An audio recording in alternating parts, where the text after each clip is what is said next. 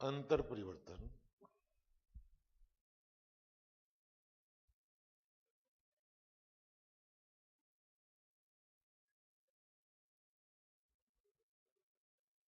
कार्बनिक केमिस्ट्री में अंतर परिवर्तन मोस्ट इंपॉर्टेंट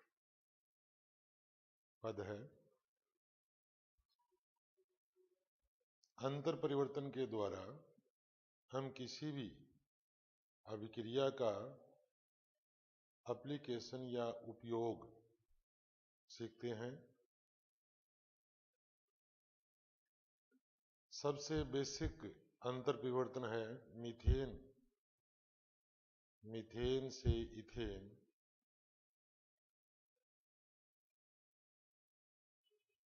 और इथेन से मीथेन। तो इस कन्वर्जन को समझने के लिए सबसे पहले हम मीथेन में किस प्रकार से एक कार्बन जोड़ेंगे और step by step ethane gas बनाएंगे। इस अंतर परिवर्तन में बाईं तरफ जो मैंने मीथेन लिए, सबसे पहले क्योंकि मीथेन एक बहुत ही स्थायी अणु है, तो ये क्लोरीन के साथ सूर्य के प्रकाश में अपनी एक फेवरेट क्रिया है जिसको हम प्रतिस्थापन या सब्स्टिट्यूशन रिएक्शन कहते हैं,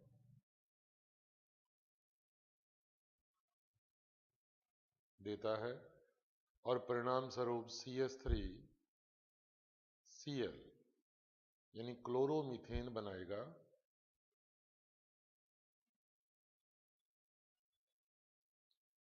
क्लोरोमीथेन की क्रिया KCN के साथ होने पर ये Cl समूह Cn से प्रतिस्थापित होगा और इस प्रकार CH3Cn, जिसको हम एसीटोनाइट्राइल कहते हैं, बनता है। एसीटोनाइट्राइल का अपचयन सोडियम प्लस इथेनॉल, इस क्रिया को हम बुओ ब्लांक अपचयन भी कहते हैं। बुओ ब्लांक अपचयन। परिणाम स्वरूप इसका जो पाई बंद है दोनों वो टूट जाएंगे और CH3Cn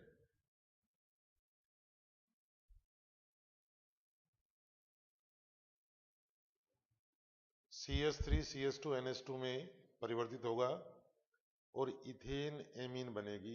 इसे हम कहते हैं 1 डिग्री एमीन। 1 डिग्री एमीन में NH2 ग्रुप को हटाना है अपने को, तो इसके लिए हम टिल्डे अभिकर्मक यूज करते हैं NOCl।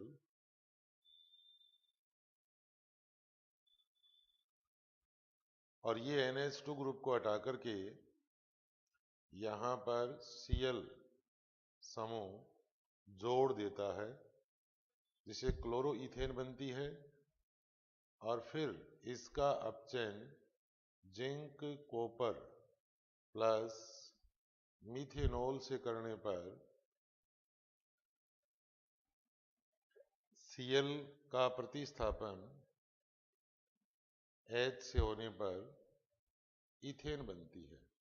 इस प्रकार इस क्रिया में मीथेन से इथेन का परिवर्तन हो गया और एक कार्बन हमें अधिक मिल गया।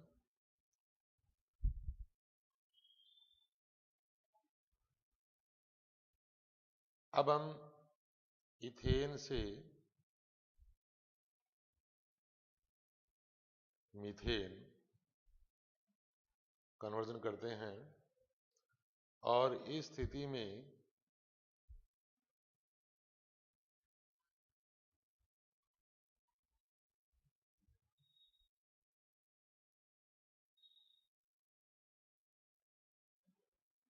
हमें एक कार्बन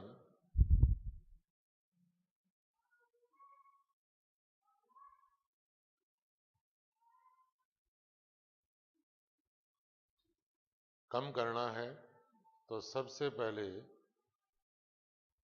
अगर इथेन या एल्केन जैसा कोई स्थायी अणु हो तो Cl2 के साथ क्रिया करवाएं और सूर्य के प्रकाश में ऐसा करने पर एक H प्रतिस्थापित होगा और उसकी जगह Cl आ जाएगा। तो CH3 CH2 और Cl, इस तरह का उत्पाद मिलेगा। इसे हम क्लोरो इथेन कहेंगे। क्लोरो इथेन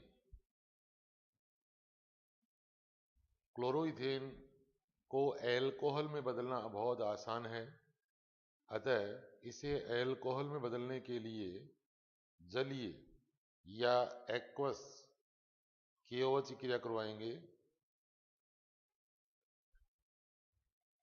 ऐसा करने पर SN2 क्रिया विधि से ये Cl समूह हट जाएगा और इसकी जगह OH समूह जुड़ जाता है। तो CH3 CH2 OH एल्कोहल बन गया। अब इस एथेनॉल का हमें ऑक्सीकरण करना पड़ेगा। ऑक्सीडेशन करने के लिए हमारे पास K2Cr2O7 एसिडिक मीडियम या KMnO4 एसिडिक बेसिक और न्यूट्रल मीडियम में या तनु HNO3 का प्रयोग कर सकते हैं। जितने कार्बन का एल्कोहल है उतने का ही हमें उत्पाद के रूप में अम्ल मिलेगा। इस अम्ल को हम डीकार्बोक्सिलेशन क्रिया द्वारा